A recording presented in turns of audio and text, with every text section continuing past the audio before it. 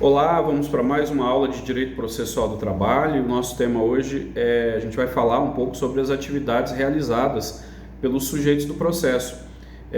Em uma demanda judicial, a gente pode ter diferentes tipos de pessoas, né, que podem fazer algum tipo de atividade. Então, o advogado que faz a petição inicial, faz as manifestações, tem o Ministério, o promotor, o procurador, o representante do Ministério Público que pode fazer suas manifestações, o juiz que profere os despachos, as decisões, sentenças, o diretor de secretaria que faz as petições de mandado, as certidões, os oficiais de justiça que cumprem as diligências e as certificam nos autos, né, cumprem os mandados de penhora. Temos os peritos que emitem laudos periciais. Então são pessoas que de alguma maneira podem estar envolvidas em um processo e os atos deles fazem com que se realize o que a gente chama de marcha processual. E aí, para a gente entender um pouco, né, sobre essa matéria, a gente divide isso, o objeto do estudo dela, sobre o dia e horário, né, que podem esses atos ser realizados, sobre a sua publicidade, né, se o ato processual é público ou ele tem que ser, no caso, sigiloso, né? Então a gente tem que entender isso aí, sobre a forma pelo qual esses atos são praticados e também com relação ao lugar onde, né, eles devem ser realizados efetivamente. Então, para a gente começar, a gente vai falar sobre dia e hora da realização dos atos processuais. Para isso a gente tem que entender. No processo do trabalho, o artigo 770 da CLT coloca como regra geral que os atos processuais sejam praticados entre 6 e 20 horas, 6 da manhã e 20 horas, né, período noturno. E nesse caso, em dias úteis efetivamente, então 6 às 20 em dias úteis. E aí o que a gente precisa saber? As exceções, né? Então essa nós temos isso como regra geral e aí a gente precisa saber que pode ser excepcionado. E aí nós temos alguns dispositivos lá da CLT e do Código de Processo Civil, que aqui no processo de trabalho a gente aplica subsidiariamente, né? Obedecendo aquela ideia de que não seja incompatível com o processo do trabalho e que não exista regra própria lá na CLT, né? A gente aplica aqui. Então o artigo 770, parágrafo único, coloca primeira regra de exceção, por exemplo, a penhora. Ela poderá, diz aqui o dispositivo, que ela poderá se realizar em domingo ou dia de feriado, mediante autorização expressa do juiz ou presidente. Então, a penhora é uma exceção, aqui coloca como condicionante, desde que haja autorização do juiz, ela pode ser realizada em um dia que não seja útil efetivamente. Uma segunda hipótese de exceção está no artigo 212, parágrafo 1º do Código de Processo Civil, que diz o seguinte: serão concluídos após as 20 horas os atos iniciados antes, quando o adiamento prejudicar a diligência ou causar grave dano. Então, nessa situação, por exemplo, o oficial de justiça vai cumprir um mandado de penhora e aí precisa, já adentra o período noturno, verifica que vai ultrapassar o horário das 20 horas, que é o horário limite para a realização e conclusão do ato. Mas se for suspender a diligência e verificar ali no momento em que isso vai causar grave dano para a realização, por exemplo, vai suspender a penhora com risco de alguém ir lá e consumir, né, acabar ocultando o bem que está sendo penhorado, é possível, no caso, fazer essa conclusão após as 20 horas de atos que tenham se iniciado antes. Então, por exemplo, a penhora começou ali 6 da tarde, viu que não vai terminar até as 8 da noite, analisa-se, né, essa questão, se vai causar grave dano ou não. Se no julgamento ali verificar que vai causar grave dano, ela pode ser concluída ainda que ultrapasse as 20 horas. Uma terceira hipótese excetiva, a gente tem lá no artigo 213 do Código de Processo Civil, que fala que a prática eletrônica do ato processual pode ocorrer em qualquer dia e horário, até as 24 horas do último dia de prazo, né? Então, o ato processual feito de forma eletrônica, e aqui a gente direciona precisamente as petições que os advogados fazem, né? Eu vou protocolar um recurso, vou protocolar uma defesa, e o processo ele é eletrônico, lá naquele ambiente lá do processo judicial eletrônico, a legislação coloca lá no artigo 203 do CPC que ele pode ser realizado após as 20 horas naturalmente, podendo ir até as 24 horas do último dia do prazo. Tá? Então, com relação ao dia e hora da realização desse ato processual, é isso que há efetivamente. E aí a gente passa aqui para falar um pouco sobre a publicidade dos atos processuais, né? Os atos processuais, regra geral, são públicos, né? Eles têm que ser públicos, as pessoas têm que ter acesso. Então, se você quiser consultar um processo no site de algum site do Poder Judiciário, um site lá do TRT, você chega lá com o número do processo e acaba consultando, consegue ver o andamento dele certinho, porque o processo é público.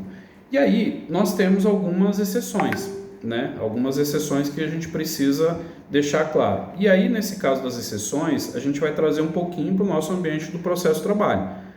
O artigo 770, né? Ele coloca lá que os atos processuais serão públicos, é a regra, quando o contrário determinar, ou salvo quando o contrário determinar o interesse social.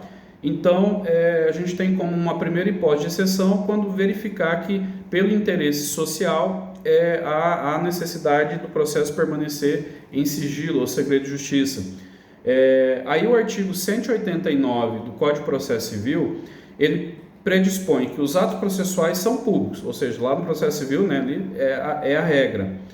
Todavia, tramitam em segredo de justiça os processos que exigem, inciso 1, interesse público, e aqui eu vou pular o inciso 2 e também deixar o inciso 4, porque o inciso 2 e o 4 interessam um pouco ao processo civil, e eu vou falar do inciso 3, que aplica-se, né, de forma mais direta ao processo do trabalho. Então, o artigo 189, inciso 1, fala que tramita em segredo de justiça o que exige interesse público ou social, e no inciso 3, quando constem dados protegidos pelo direito constitucional à intimidade.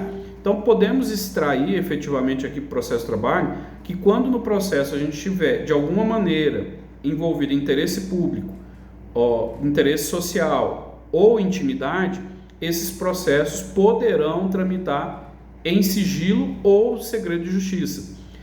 Preciso também ponderar que às vezes o processo em si não vai estar em sigilo ou em segredo, mas alguns atos ou alguns documentos eles podem eventualmente, com base nessas duas exceções, ficar em sigilo.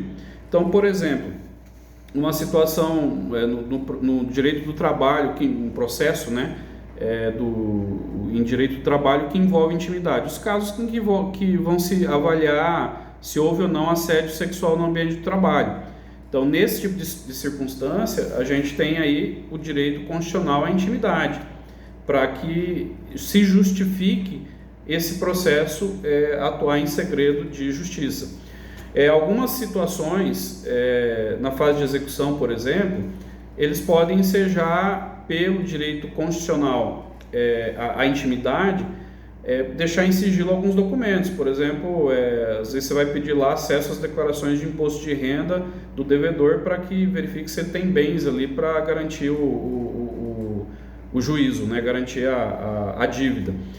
E nesse caso, essas declarações de imposto de renda elas são protegidas por sigilo fiscal. Então, protegido por sigilo fiscal, você tem direito a acessá-las, você como parte, mas o público em geral, não. Então, especificamente essas declarações, elas permaneceriam ali em sigilo, né, sem acesso das partes propriamente. Então, com relação à publicidade, em resumo é isso, pessoal. E onde que eu pratico os atos processuais? Né? A gente precisa entender em que local a gente vai praticá-los. Regra geral vai ser na sede do juízo. Então, aonde o processo esteja tramitando, é ali, né, que a gente vai praticar o ato processual. Essa regra está lá precisamente no CPC, artigo 217, que diz: os atos processuais serão realizados ordinariamente na sede do juízo ou excepcionalmente em outro lugar de deferência, de interesse da justiça, da natureza do ato ou obstáculo erguido pelo interessado ou acolhido pelo juiz.